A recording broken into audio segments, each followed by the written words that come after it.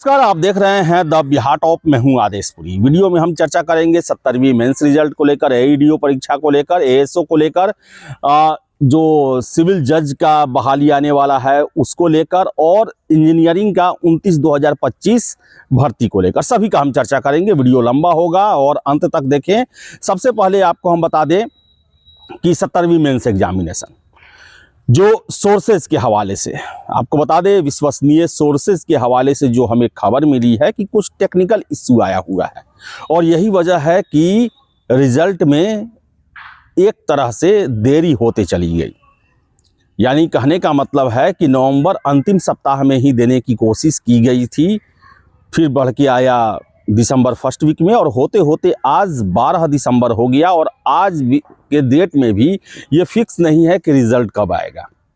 कुछ technical issue आया है, चूँकि कैंडिडेट की संख्या बहुत ज़्यादा है, मेंस लेवल पर कैंडिडेट बहुत ज़्यादा है और मेंस का जो काम होता है रिज़ल्ट देने का, उसमें मैनुअली भी बहुत सारा काम होता है जो कि इंसानों के द्वारा किए जाते हैं। कंप्यूटर का उपयोग कम होता है, उतना नहीं होता है, लेकिन ज़्यादातर मैनुअल काम होता है और कुछ टेक्निकल प्रॉब्लम आया है।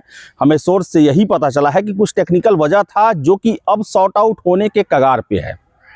यानी कि रिज़ल्ट को लेकर बता दें कि आने वाला जो सप्ताह है उस सप्ताह में संभावना है कि आपका रिज़ल्ट घोषित कर दिया जाए, क्योंकि आप भी देख रहे होंगे कि एक महीने से हम भी चला रहे हैं कि अगले सप्ताह, इस सप्ताह ये सब कुछ चल रहा है।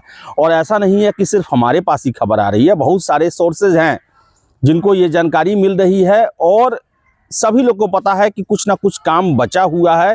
काम बता दें कि कुछ टेक्निकल इशू आया था जो कि अब रिजॉल्व होने वाला है और आने वाले सप्ताह में यानी कि बुधवार, गुरुवार, शुक्रवार तक आपका रिजल्ट दिए जाने की पूरी संभावना भी बन रही है। इसके अलावा बात करें हम 29/2025 यानी कि एई असिस्टेंट इंजीनियर, आपको बता दें कि 1024 पदों के लिए ये परीक्षा ली गई थी। उसके बाद एक पुराने मामले में सुप्रीम कोर्ट में महिलाओं का कुछ इशू था जिसमें 124 रिजल्ट देने की बातें कही गई और उस रिजल्ट को आपके 1024 सीटों में से ही एडजस्ट करना था। और जो अधियाचना जो है वो फिर लौट के जीएडी गया, जीएडी से फिर अधियाचना को संबंधित विभाग जो हैं, जैसे कि बहुत सारे विभाग हैं जिसके असिस्टेंट इंजीनियर की बहाली होती है, उन सभी को भेजा गया कि आप इनका फिर से रोस्टर क्लियर करके जीएडी में भेजें। और आपको हम बता दें कि 3-4 डिपार्टमेंट के रोस्टर क्लियर होकर जीएडी को आए और बीपीएससी को भी जा चुका है, लेकिन 2-3 डिपार्टमेंट का रोस्टर क्लियर होकर अभी जीएडी को ही नहीं मिला है।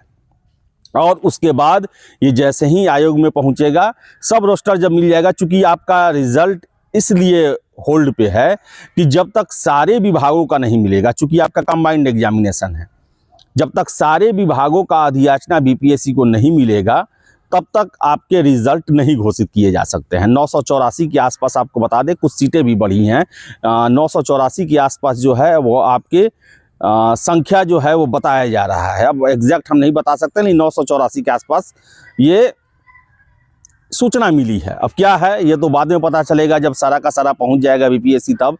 लेकिन बताएं आपको हम कि कुछ विभाग के द्वारा रोस्टर क्लियर करके ही जीएडी को नहीं भेजा गया है, जिसके कारण से ये बहाली जो है फंसा हुआ है। लेकिन इतना मान के चले कि 31 दिसंबर को डेडलाइन दिया गया है कि जितनी भी रिक्ति है उसे जीएडी को भेजना है। तो उम्मीद है कि दिसंबर में ये सब कुछ हो जाएगा और दिसंबर में अगर पहले हो गया तो पहले रिजल्ट आएगा, नहीं तो फिर जनवरी में आपका रिजल्ट जो है वो हो सकता है। इसके अलावा जुडिशियरी को लेकर बता दें 173 जो है वो सिविल जज के लिए बहाली होने वाला है, जिसको लेकर बता दें कि कुछ इशू है जो कि हाई कोर्ट गया हुआ है, वहाँ से क्लियर होकर आएगा तो उसका रिजल्ट जो है वो प्रकाशित किया जाएगा। इसके अलावा एएसओ को लेकर बता दें वो भी अंतिम प्रक्रिया में है और आने वाले सप्ताह में उसके रिजल्ट को लेकर भी संभावना बन रही है, यानी कि उसका भी अंतिम प्रोसेस में है। इसके अलावा एईडीओ को लेकर बात करें, एईडीओ को लेकर फिर से फॉर्म को ओपन किया गया, इस पर भी प्रश्न उठा। और सबसे ज़्यादा प्रश्न जो उठ रहा है वो ये उठ रहा है कि 10 से 16 जनवरी के बीच में एग्जामिनेशन डेट रख दिया गया है और ये समय जो है वो बिहार में काफ़ी प्रतिकूल मौसम को लेकर रहता है।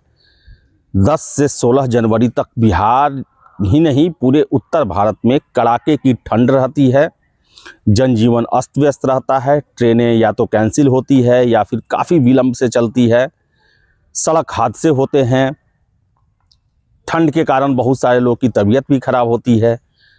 और बीपीएससी ने एक अघोषित एक प्रोटोकॉल बना रखा है कि जनरली हम लोगों को 20 जनवरी तक कोई एग्ज़ाम नहीं लेना है।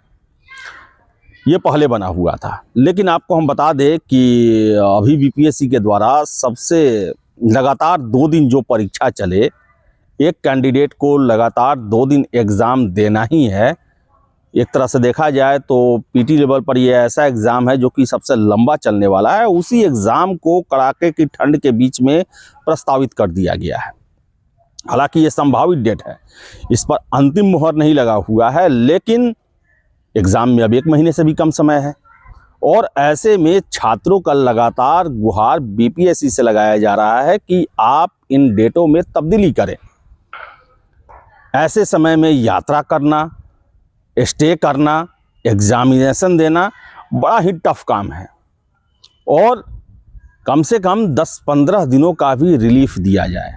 छात्रों का ये कहना है कि आप 25 जनवरी के बाद एग्ज़ाम ले लें, हमें कोई दिक्कत नहीं है, लेकिन 10 से 16 जनवरी ऐसा समय है जो कि काफ़ी प्रतिकूल समय है।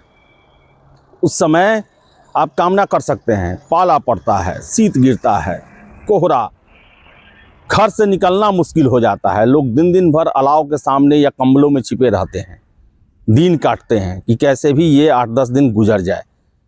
और उस समय एईडीओ के एग्ज़ाम का शेड्यूल रखा गया है और वो भी पश्चिम चंपारण वालों को बांका भेजा जाएगा, बांका वाले को कैमूर भेजा जाएगा, कैमूर वाले को कटिहार भेजा जाएगा।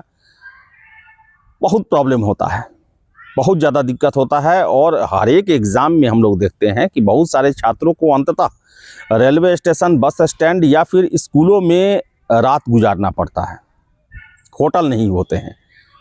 और ऐसी परिस्थिति में जब कड़ाके की ठंड पड़ रही हो, इस समय हर एक लोगों का बचाव ज़रूरी है।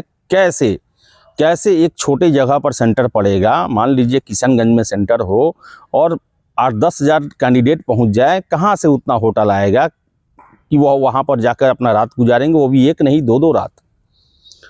तो आयोग को कम से कम इस पर तो विचार जरूर करना चाहिए। और ऐसा हम कोई पहली बार नहीं उठा रहे हैं, ये छात्र पहली बार मांग नहीं कर रहे हैं।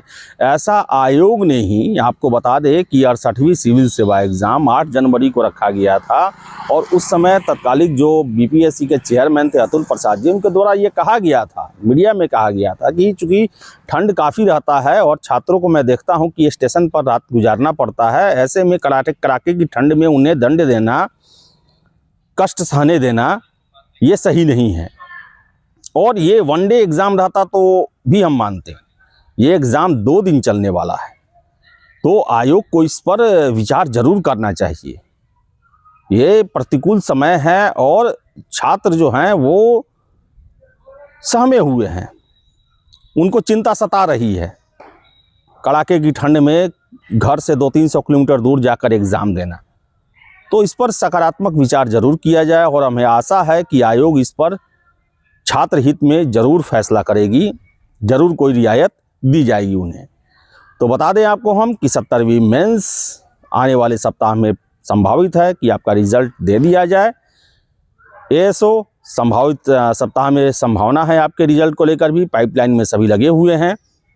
और 29/2025 एई एग्ज़ाम और 173 सिविल जज, ये जो है मामला रोस्टर से संबंधित इसके वजह से लटका हुआ है।